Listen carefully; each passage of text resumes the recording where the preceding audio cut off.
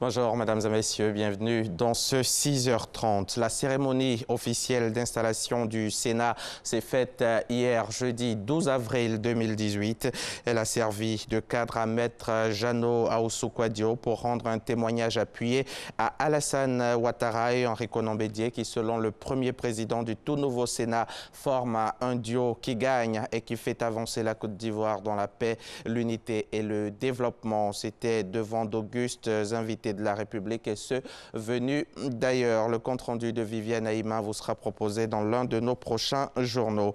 Les femmes, elles sont 8 sénatrices et nous allons leur tendre le micro maintenant. On les écoute, leurs réactions. C'est un sentiment de fierté, de joie, d'honneur et on espère être à la hauteur. Je suis fière, très honorée d'appartenir à ces premiers Sénats. Et nous allons relever le défi, nous les femmes. Je suis très heureuse et très fière d'être au Sénat. Surtout que c'est le premier Sénat de la République de Côte d'Ivoire. Donc c'est un jour historique pour moi. C'est une première en Côte d'Ivoire et savoir que je suis parmi les sénateurs, sénatrices de la Côte d'Ivoire qui écriront l'histoire récente de la Côte d'Ivoire en lettres d'or avec le Sénat. Le pays peut compter sur nous parce que ce que femme veut, Dieu veut.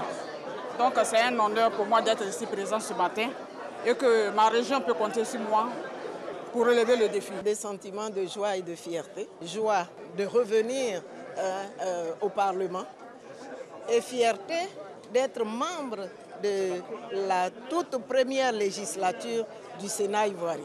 Nous allons faire en sorte d'améliorer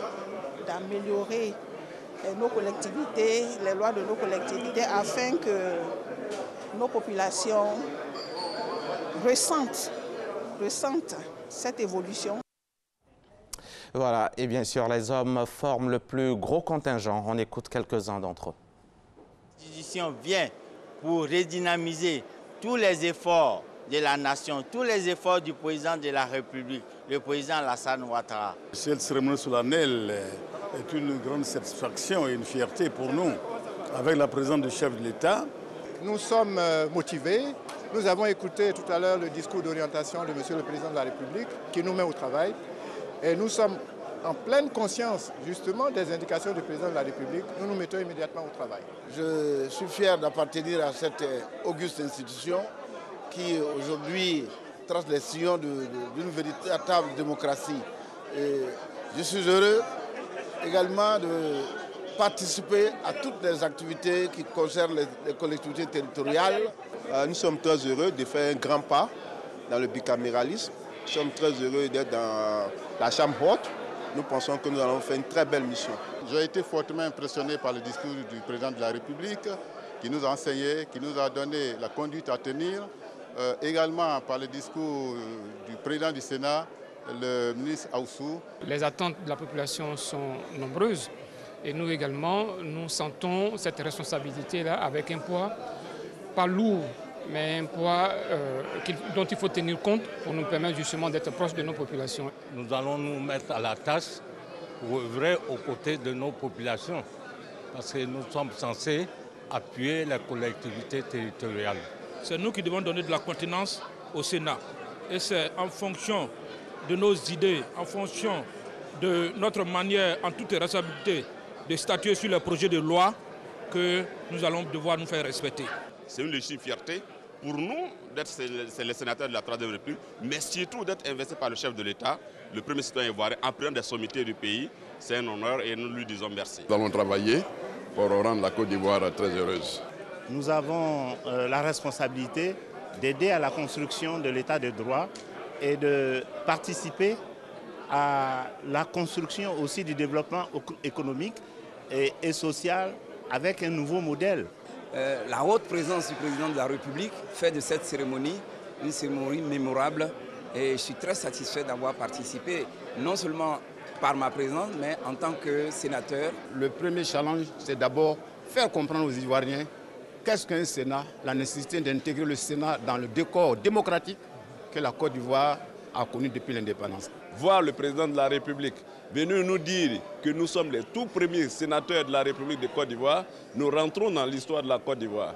Et pour mériter cela, il faut bien faire son travail et nous comptons le faire vraiment pour mériter la confiance que le président et les grands électeurs ont placée en nous.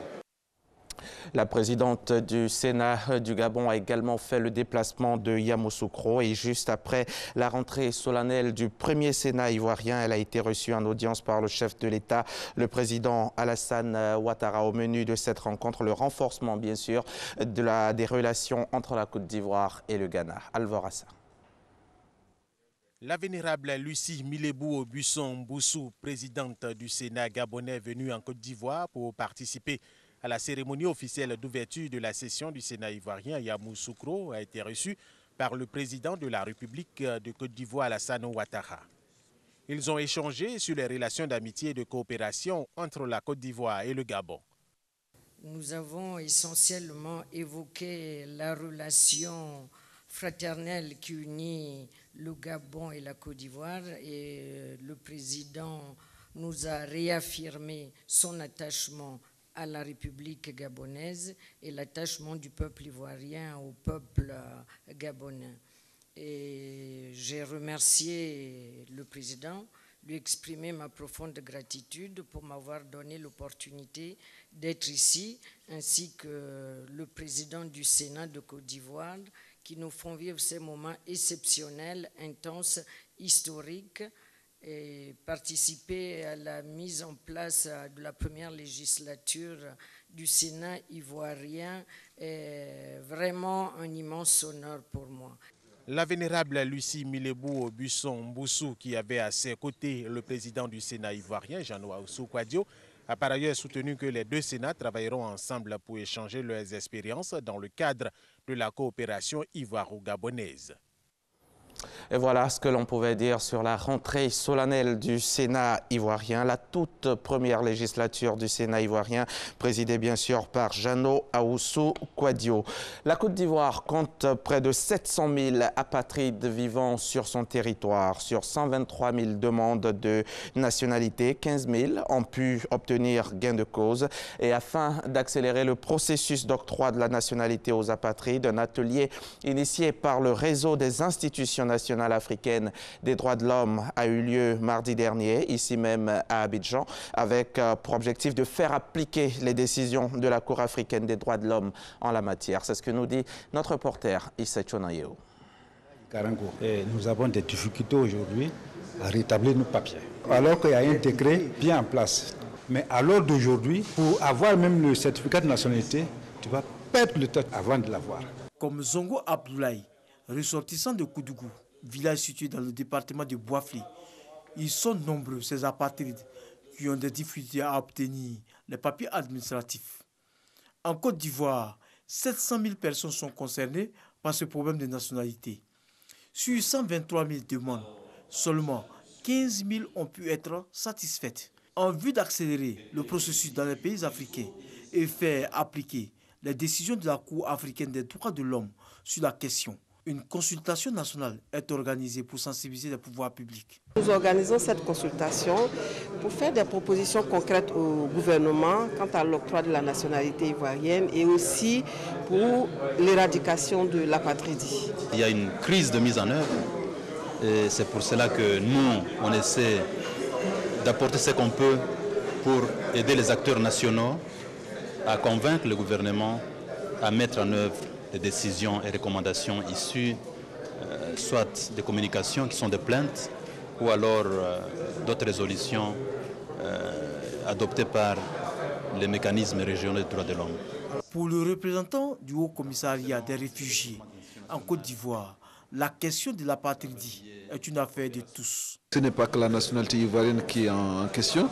Beaucoup de ces personnes aussi ont d'autres nationalités, peuvent être de nationalité étrangère, mais sans le savoir. Donc à travers cette possibilité d'avoir accès à ces personnes-là, nous nous assurons que toutes ces personnes-là retrouvent une nationalité. Les apatrides constituent un enjeu politique dans les différents pays. Le représentant du ministère de la Justice et des droits de l'homme dissipe les craintes des uns et des autres. Dans aucun pays du monde, j'ai vu quelqu'un prendre juste une nationalité pour voter. Et les codes de la nationalité de la sous-région ont parfois certaines similitudes. C'est-à-dire, lorsque une personne acquiert la nationalité d'un pays, elle peut perdre d'office la nationalité de son pays d'origine. Paul Koreki, exhorte la Commission nationale des droits de l'homme à mettre en œuvre les décisions en vue d'éviter les cas d'apatridie en Côte d'Ivoire. Voilà aujourd'hui 49 jours exactement que Bouba Traoré Aboubakar Siddiq, âgé de 4 ans, avait été arraché à l'affection de ses parents. C'était le samedi 24 février dernier. Souvenez-vous, les conditions d'assassinat du petit Bouba avaient suscité la consternation générale. La famille du petit, prenant la mesure de la générosité du président de la République, de son épouse Dominique, de la ministre Maria Toukone et de toutes les personnalités politiques du pays et bien sûr de tous les Ivoiriens dans leur diversité, ont trouvé important d'exprimer leur reconnaissance à la Côte d'Ivoire et à tous ceux qui de près ou de loin ont apporté soutien et réconfort. Une fondation baptisée Bouba le Petit Ange pour la lutte contre l'enlèvement et le trafic d'enfants verra bientôt le jour. Ce sera dans les mois à venir. La Haute Autorité de la Communication Audiovisuelle, la ACA, a organisé récemment, c'était mercredi dernier, le 11 avril, un séminaire à l'intention des responsables des radios confessionnelles. L'objectif, c'est de les inviter à prôner la cohésion sociale en Côte d'Ivoire. Au cours de cette rencontre, une charte sur la cohésion sociale a été adoptée par ces médias en vue d'être des acteurs clés de la réconciliation nationale. On retrouve Issa Tchonayo.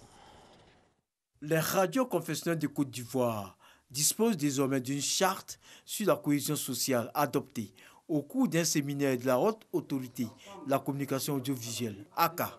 Elle vise à encourager ces radios à prôner la paix et la concorde sociale au moment où le pays approche les échéances électorales de 2020. Il s'agit entre autres pour ces radios d'éviter la stigmatisation religieuse et la diffusion d'émissions susceptibles de porter atteinte à la cohésion sociale. Les radios, je dirais, confessionnelles ont contribué énormément à l'apaisement de cœur et ont contribué à rendre le climat social serein. Et je pense que c'est aussi un outil de développement. Nos messages sont basés sur les livres sacrés. En ce qui nous concerne, nous diffusons le message essentiel qui est le message de l'amour de Dieu, qui est tiré de la Sainte Bible, qui montre que Dieu a tant aimé le monde qu'il a donné son Fils unique, afin que toute personne qui croit en lui, il ait la vie éternelle. La ACA vient aujourd'hui nous aider, nous coacher, nous conduire et être à nos côtés pour que nous puissions aller au-delà simplement du simple fait d'avoir des agréments, des assignations, mais de comprendre que nous devons être acteurs de l'économie, acteurs du développement durable, acteurs de la cohésion, participer vraiment à la vie de la société telle que voulue par le gouvernement. Les radios confessionnelles occupent une place prépondérante dans le paysage médiatique ivoirien.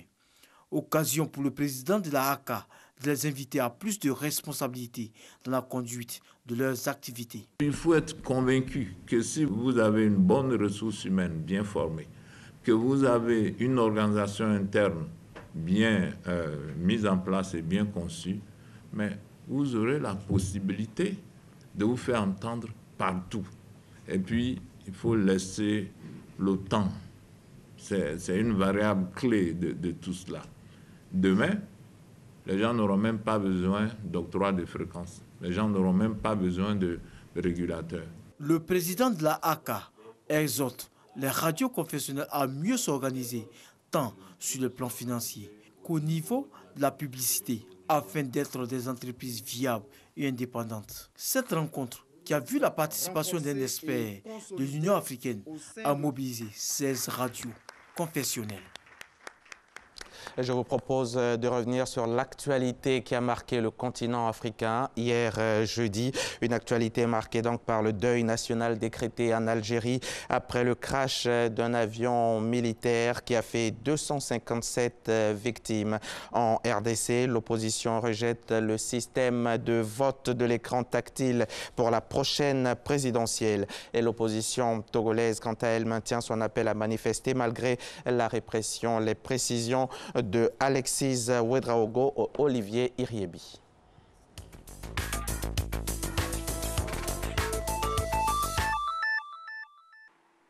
Après le crash d'un avion militaire algérien qui a fait 250 victimes mercredi, Le président Abdelaziz Bouteflika a décrété un deuil national de 3 jours à compter de mercredi 11 avril.